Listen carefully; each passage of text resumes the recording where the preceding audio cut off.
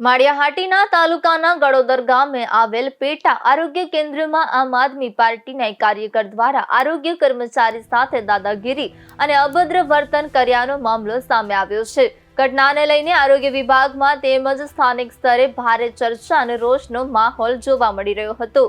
મળતી માહિતી અનુસાર ગામની એક મહિલાને ધનુરનું ઇન્જેક્શન કેમ આપવામાં આવ્યું નથી તે મુદ્દે આરોપી દિલાવરભાઈ અમરાભાઈ સિંધુ આરોગ્ય કેન્દ્ર ખાતે પહોંચ્યા હતા। આ દરમિયાન તેમણે મહિલા આરોગ્ય કર્મચારી સાથે ઉગ્ર બોલાચાલી કરી હોવાનો અને તેમનો હાથ પકડી અભદ્ર વર્તન કર્યું હોવાનો આક્ષેપ કરવામાં આવ્યો છે। આરોગ્ય કર્મચારીના જણાવ્યા મુજબ આરોપીએ પોતે તાલુકા પંચાયતના સભ્ય હોવાનો રોફ જમાવી કર્મચારીની બદલી કરાવી દેવાની ધમકી પણ આપી હતી। આ બનાવ અંગે માળિયાહાટીના પોલીસ સ્ટેશન ખાતે આરોપી દિલાવરભાઈ અમરાભાઈ સિંધુ વિરુદ્ધ ફરિયાદ નોંધાવવામાં આવી છે। પોલીસે ફરિયાદને આધારે વધુ તપાસ હાથ ધરી છે।